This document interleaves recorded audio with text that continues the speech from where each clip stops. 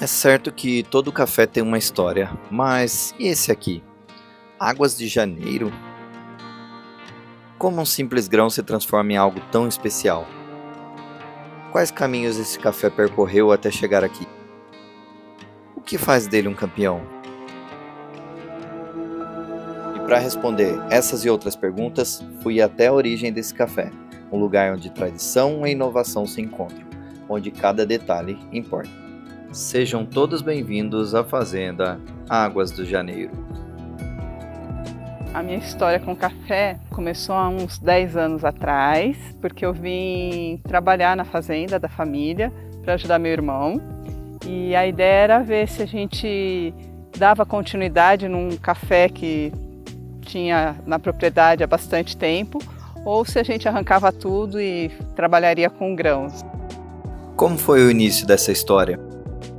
Essa fazenda foi comprada há mais de 30 anos pelo meu pai. E meu avô cuidou do café que já existia na propriedade, né? Era um café antigo e era mais como um hobby, um passatempo para ele. E o café era colhido, vendido como commodity, mas era uma segunda ou terceira opção mesmo, era só porque existia o café aqui. E o que foi feito com esse antigo cafezal? O café que existia, a gente manteve. A gente tem só 4 hectares desse cafezal. É um cafezal que deve ter mais de 30, 40 anos. E nesse processo de aprendizagem, vários passaram e falaram, não, arranca, ele já está mal formado, tudo. Na verdade, a gente fez uma recepa e ele é a nossa menina dos olhos. Ele serve como história. E é por causa dele que a gente está aqui, continuando uma história de muitos anos que a gente tem da cafeicultura no estado de São Paulo, que é da nossa região. Uma curiosidade, por que o nome Águas de Janeiro? A fazenda chama Águas do Janeiro em função do nome do rio que nasce na propriedade, que é o Rio Janeiro. E esse rio desemboca no Rio Pardo, né? Então por isso o nome da propriedade Águas do Janeiro. Na sua opinião, qual o maior diferencial da região onde o café está localizado? Eu acho que primeiro é a terra, né? A nossa região é uma região muito propícia para a produção de café. É uma terra vermelha, uma terra de solo vulcânico, né, da terra roxa, basalto, que a gente tem uma região também bem especial, porque a gente está bem no fronte da cuesta, que é uma formação desse basalto, né? Então, assim, na parte mais baixa da cuesta, que seria nesse encontro, a gente tem a área de Mata Atlântica, e quando tem a formação da cuesta, para a parte mais alta começa a formação do Cerrado do estado de São Paulo. Então, quando a gente vê aquele mapa do estado de São Paulo, aqui é um dos pontos onde junta a Mata Atlântica com o Cerrado, e nessa junção a gente acaba tendo um bioma que é de transição. Você tem espécies tanto de fauna como de flora dos dois e que às vezes só são encontrados nessa região de encontro de biomas diferentes. A região, por si só, providencia características únicas para o seu café ou existe algum outro tipo de manejo? Sim, para o café de toda a região, por isso que eu falei assim, acho que a nossa região é propícia, mas a gente conseguia estragar um café bom. Porque é preciso juntar uma região que tem condições de produzir um bom café, mas você também tem que ter manejo adequado para que todo o café seja bem produzido. Como o café é tratado após a colheita? A parte de pós-colheita foi um processo, uma etapa que realmente foi toda reformulada. Nosso terreiro era super antigo, ele ainda existe, a gente ainda usa, mas a gente reformulou tudo. E na pós-colheita, então, a gente leva o café que foi colhido principalmente na máquina, ele é abanado. Depois nós temos um processador também de cereja descascada, então os cafés maduros são descascados e são separados do verde. Então a gente consegue ter 4 lotes no final para colocar no terreiro. O café verde, o café maduro, o café que a gente chama de boião e o boinha, porque ele é separado por tamanho, né? E aí eles são separados e secos, depois a gente armazena. Como tem sido trabalhar com café na lavoura? Uma das coisas que eu acho que, assim, para mim foi um aprendizado no mundo do café é que eu achava que seria tempo de aprender muito rápido, né? Eu falei, em 2 anos eu aprendo e isso posso desenvolver em outras áreas. E cada vez que eu aprendo uma coisa, eu descubro que é um universo que se abre. Então, tanto para o plantio, como para a torra, como para todo o processamento. Então, para mim, isso é uma coisa muito mágica. Ô Bia, nos conte um pouco sobre o Café Campeão. E esse café que o Beto Origens adquiriu é um café premiado pelo concurso regional da Cuesta.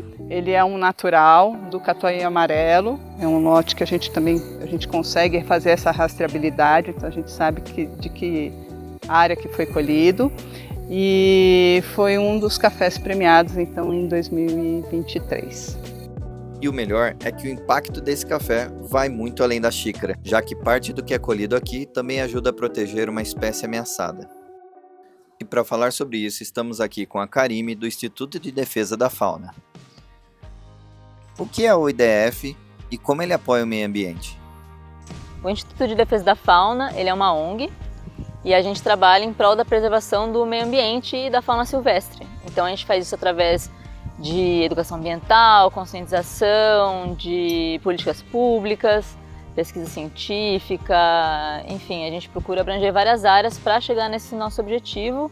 E a gente tem 2 projetos principais, um deles e o primeiro é o projeto de conservação do tamanduá-bandeira na Cuesta Paulista, que a gente trabalha com os tamanduás e o objetivo maior nosso é justamente reabilitar, soltar e monitorar esses animais futuramente, num futuro próximo. E outro projeto que a gente está começando a dar andamento agora é o projeto Conexão Cuesta, que é um projeto de corredores ecológicos. Então a ideia é criar um corredor ecológico da Cuesta e usar, né, as áreas de APP, de preservação permanente e também áreas de reflorestamento, de restauração também. Nos conte um pouco sobre o projeto do tamanduá-bandeira. O tamanduá-bandeira, ele é uma espécie ameaçada, né? Então uma espécie vulnerável, e ele é muito abundante aqui na região da Cuesta. Porém, é uma espécie que está em declínio populacional também, por diversos tipos de ameaça. Então, uma das principais causas são os atropelamentos, que acontecem muito aqui em diversas rodovias. Ataque por cão doméstico, então cães que ficam soltos, eles vão, encontram e acabam atacando os animais. Caça, infelizmente, é algo que ainda existe muito, a gente acaba não sabendo, mas existe bastante. A fragmentação do habitat, né, acaba prejudicando bastante também. Doenças como sinomose, sarna, podem acometer esses animais também, que também vêm dos animais domésticos. E assim, esse conflito entre o ser humano e a fauna é o que acaba prejudicando essa espécie. Então são diversas ameaças e essas são as principais. Como surgiu essa parceria? Esse projeto surgiu há alguns anos, né? O IDF surgiu querendo trabalhar com o tamanduá-bandeira. E aí eles conheceram a Bia, aqui da Agropecuária Santa Fé, da Águas do Janeiro, e ela se prontificou a ceder áreas da fazenda para a gente construir recintos de soltura branda, que a gente chama, que são recintos onde a gente coloca o animal que está apto, né, à soltura. Então ele passa ali algum tempo para se adaptar, ser reabilitado, para ser solto e depois, né, monitorado com um radiocolete, né, via satélite. Então ela cedeu essas 2 áreas para a gente tem 2 recintos, próximos a áreas de preservação ambiental, né? Então foi essa é a principal parceria, mas ela também sempre auxilia a gente, né, a conselheira do IDF. Então a gente tem caminhado junto desde então. Conta pra gente um pouco como esse apoio financeiro é capaz de ajudar o projeto. Bom, é uma ONG, né? Então a gente depende desse apoio financeiro para a ração, adquirir os radiocoletes, que são equipamentos extremamente caros, até construção de novos recintos para a soltura branda e para a gente continuar realizando uma das frentes principais, que é de educação ambiental. Qualquer recurso vai para todas essas áreas, né? A depender do que a gente está, né, botando mais esforço, para os corredores ecológicos também, enfim. Uma das maneiras, por exemplo, é essa iniciativa, né, de unir o café ou o produtor com o tamanduá-bandeira. Então a Bia, né, o Beto da Origens, vai pegar parte desse incentivo, parte desse custo e transferir para o IDF, para o projeto. E isso já ajuda muito, né? Se vários produtores fizessem isso, seria de grande valia para a gente, né? E é uma divulgação também do projeto. A gente tem o selo do Tamanduá, né? Que o café também tem. O Águas do Janeiro também tem esse selo, que é um selo que mostra que o produtor está preocupado com o meio ambiente, está preocupado com a biodiversidade, e ele faz ações que ajudam a preservar a fauna, né? A fauna, o ambiente, enfim. Então esse é um exemplo de iniciativa incrível, assim, que ajuda muito no projeto. Por fim, o responsável por aprimorar esse trabalho e ressaltar sabores únicos desse café é o Beto, da torrefação Beto Origens, com quem falamos agora. Beto, nos conte um pouco como você encontrou esse café.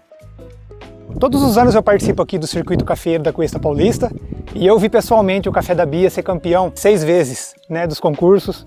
Era um sonho para mim ter o Café da Bia na minha curadoria de cafés especiais lá no Beto Origens. E nesse último ano eu consegui negociar com ela um pequeno lote desse café que foi campeão do ano passado.